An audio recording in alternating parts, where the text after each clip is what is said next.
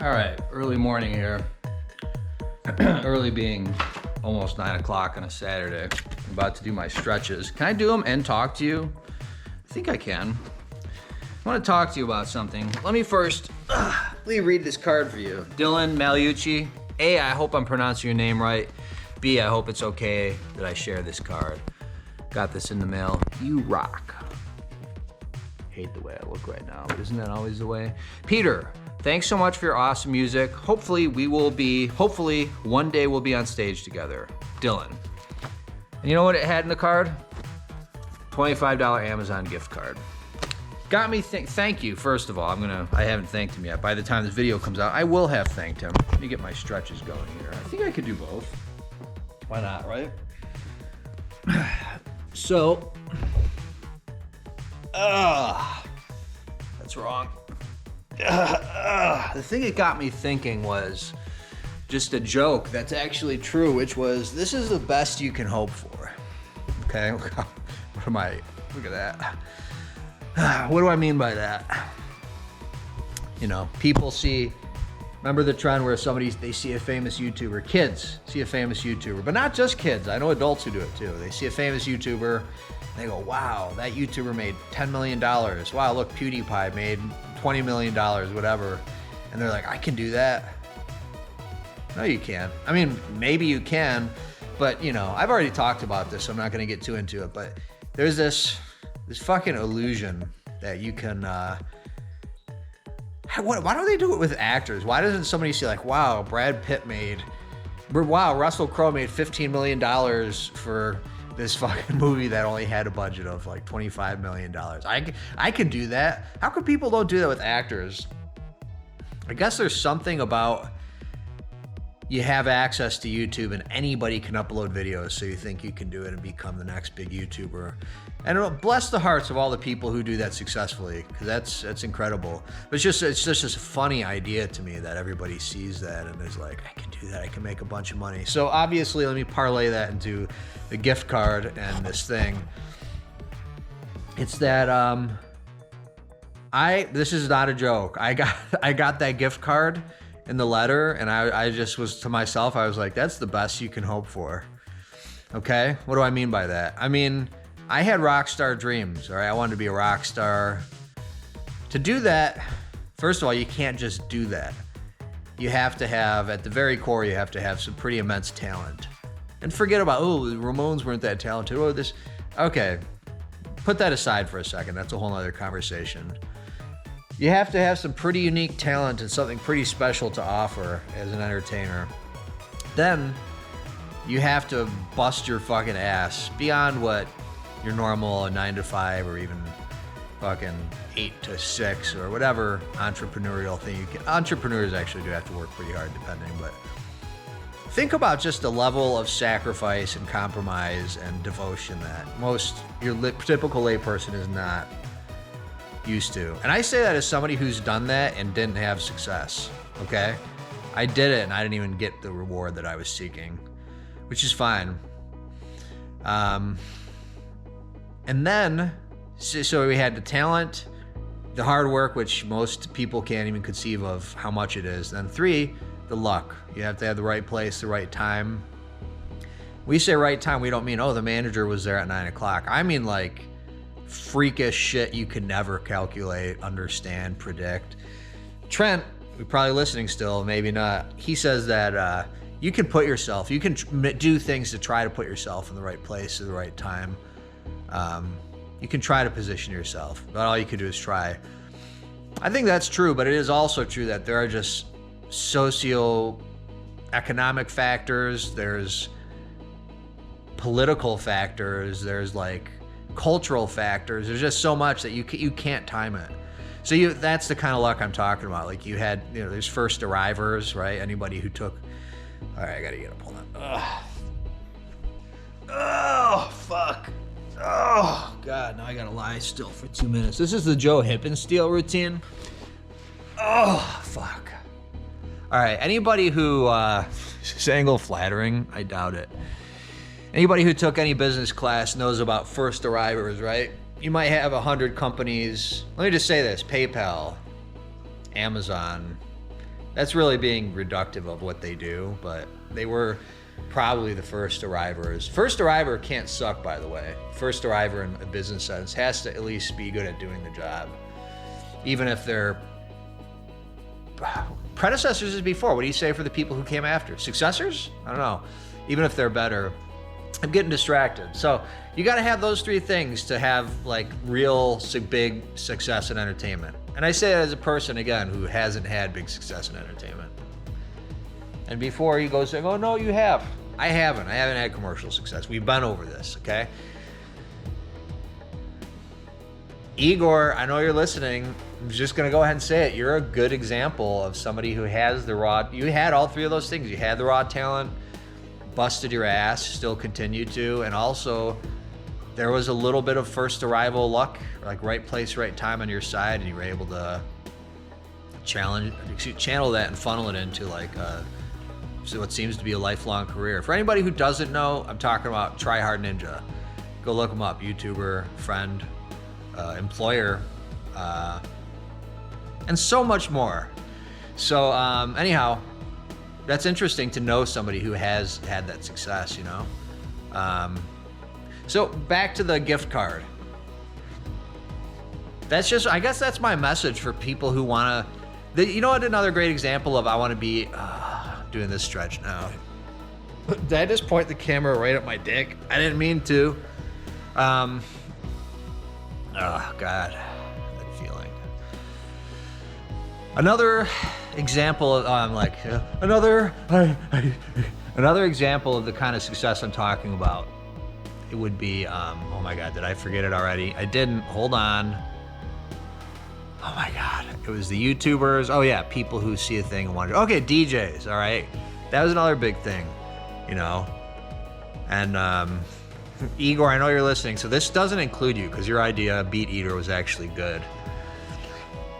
I'm still sorry that I couldn't participate in it anymore, but that could have been a thing. So you, again, you have the skills already, you have the knowledge and the prior success to build upon. Everybody else, understand that when the DJ thing blew up and people were making tons of money, people without any musical background, without any expertise, without any success, prior success as a music artist, did the same thing as YouTubers did. They were like, or, you know, YouTuber wannabes, they were like, I can be a DJ and make a bunch of money and be the next Tiesto, the next Dylan Francis, the next Diplo. I guess there's something pretty intoxicating about like Diplo's success, which who could give a fuck about Diplo? You know what? To be fair, the only time I saw an electronic music festival, Igor, if you're still listening, that was whatever it was, Tomorrowland, Mysteryland? Can't remember which. I think Mysteryland, Tomorrowland, whatever the fuck. Dylan Francis and Diplo had the best set. They are entertainers. And before you go thinking I'm gonna go shit on, this is everybody again, I'm not just addressing Igor. Before you go think I'm gonna go shitting on DJs as a whole, I'm not. There's plenty to shit on, but the best of them are highly skilled, brilliant composers, musicians, pioneers, mixers, the whole shit. Okay, not all of them are. Anyhow, a lot of people saw it and they were like, I can be the next Dylan Francis. So they got a Serato Scratch, or they got a fucking, damn, who even makes those things anymore? I know a kid who's doing it right now, although it seems like he's having fun. I'm talking about you, Matt Swiftney. There's no chance he's watching this video. But he looks like he's having fun and getting something out of it. And to me, that's less phony. You know, it's like kind of sincere and kind of sweet and cute in a way. Like he's having a really good time playing with DJ tools, and I do resent the fact that all these tools are designed for people who don't know how to make music. And I'm not including you, Matt Swiftney, because I think you do probably know how to make music. But I kind of detest the fact. That's a whole other thing. So back to the thing. I keep saying back to the thing. Ono, another one of my listeners.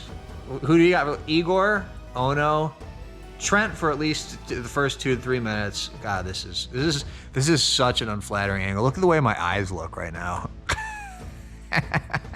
I look like something's wrong. Like I look like I'm in a fucking hospital bed. It's that. Can I make it look worse? All right, Igor, Ono, Trent for the first 3 minutes. My brother, my mom, my sister, sometimes Zoe. 7 people now I got listening. back to the thing at hand, and I'll stop saying that. The best you can hope for is a picture. I got these pictures from Ono that he made of me that I framed. Once in a blue moon, somebody says, your song touched me, or I could really relate to that song. It was really sad, or like, I love listening to Pasadena, or Guns Up came on my playlist, or this beautiful card from Dylan Maliucci. Please correct me on the spelling, man. Oh, Christ. With the $25 Amazon gift card, that's a boner bonus. I mean, just getting the card, just the card was enough to make me be like, I'm so touched. I'm honestly so touched. And it just means so much. The Amazon gift card was like, hold on. I got a fucking boner now. That's like, it just doesn't happen, okay? But I thought you make money in music. I do. I just don't make money from my music, okay? I never have. How are those forehead wrinkles looking? Do I need Botox?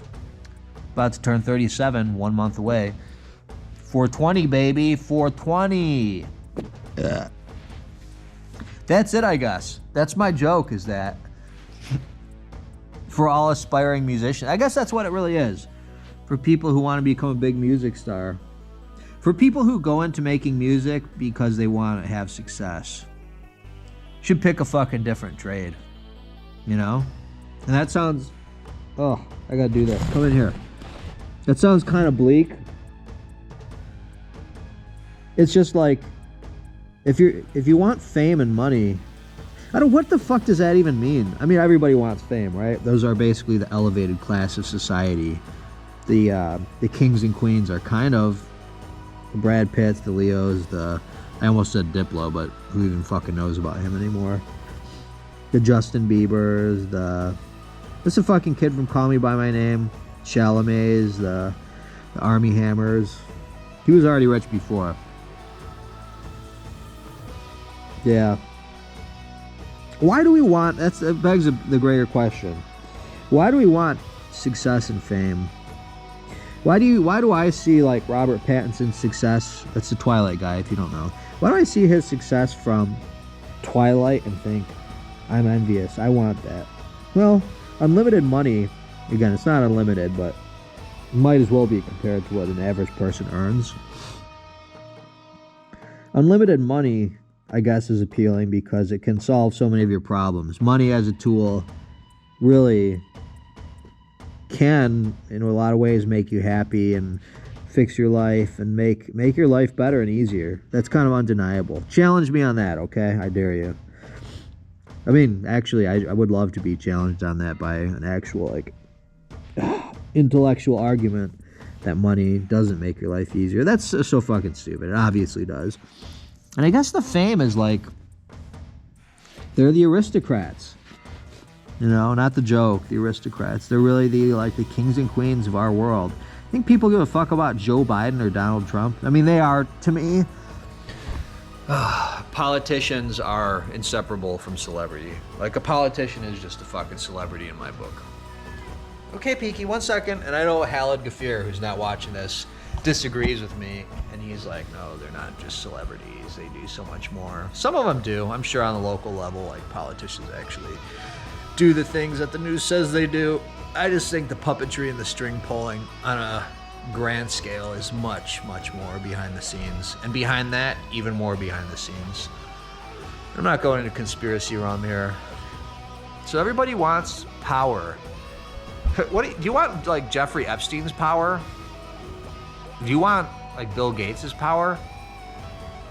Because this is conspiracy tainted. I'm sorry for anybody who's not familiar, but there's a long, rich tradition of people with a lot of money and a lot of power doing some, like, to say it lightly, some questionable things. Namely, what is the thing with the fucking the kids? Which I guess conceptually, I've wondered what it is. It's like, all right, they just need more extreme stuff. You know, we all know about pornography, getting desensitized to pornography, right?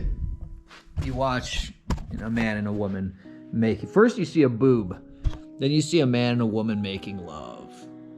Why am I saying it? Why am I going in order? You know about what happens when you get desensitized to pornography. We all know. I don't have to fucking spell it out for you. Next thing you know, you need midgets and donkeys and all kinds of crazy shitting. And I've never watched that. Okay, hey, me neither. Shut up. We've all seen midgets in pornography. Donkeys I made up. That's just a common joke.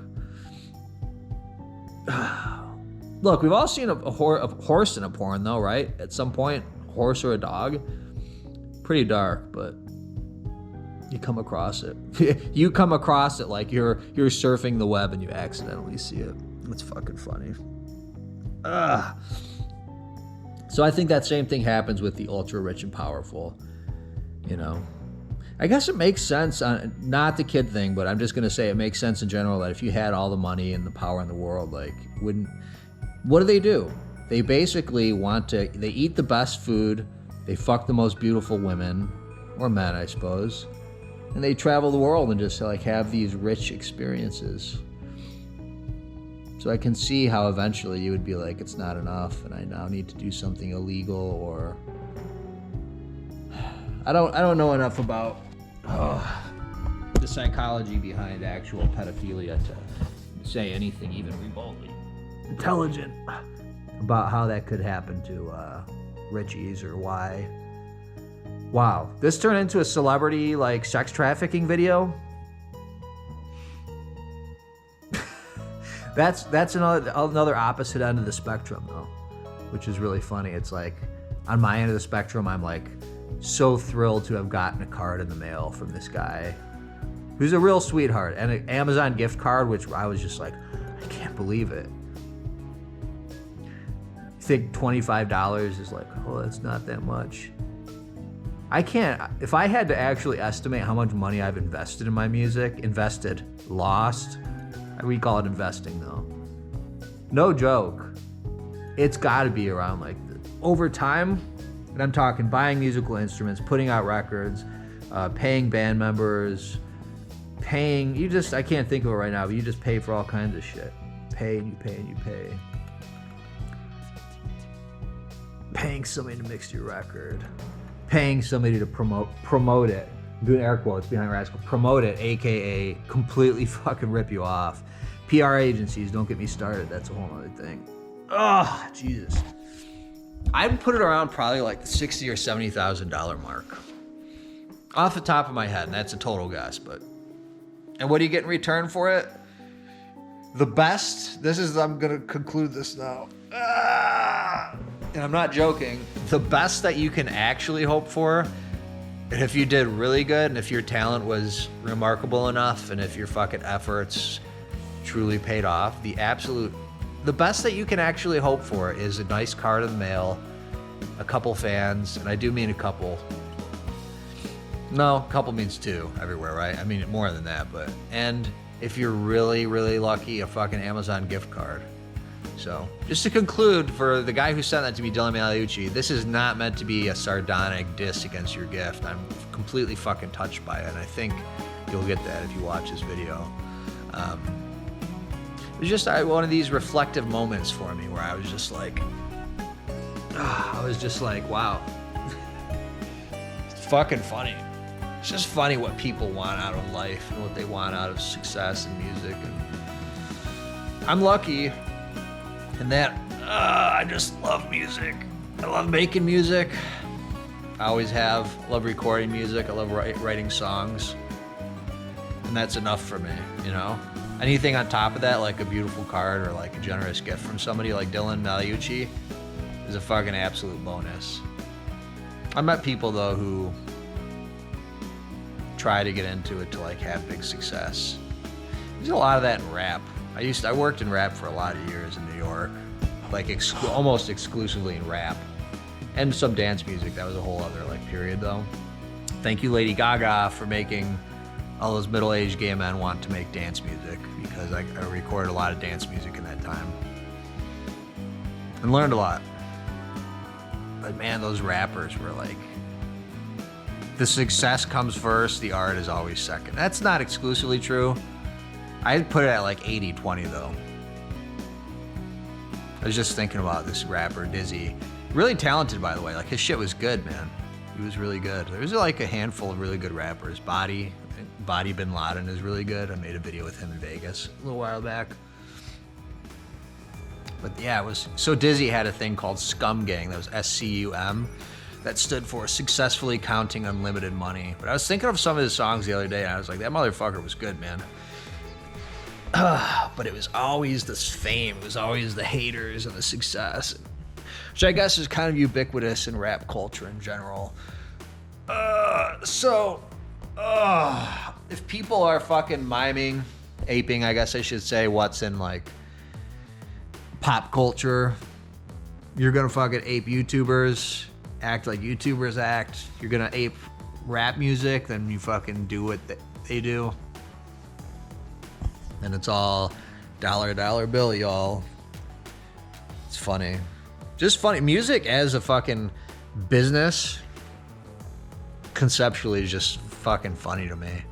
And you know, when I say it's funny, it's just like, it's astounding how much it's changed. Long before my time, how much it's changed since, like, let's say the fucking 50s till now. Fucking incredible. And it's not a positive change. There are positive changes, right? Like there's, God, there's cool stuff, technology-wise especially. But in terms of like the commerce of it and the possibilities, it's not a fucking pretty picture. And I'm able to say that as somebody who works for a living, and works for a living in music and audio. And that's not a lot of people. That's such a fucking overstatement. It's not a lot, or understatement. It's like, I don't know. So fucking, all right, this video sucks. Now I'm gonna go. Later, bye.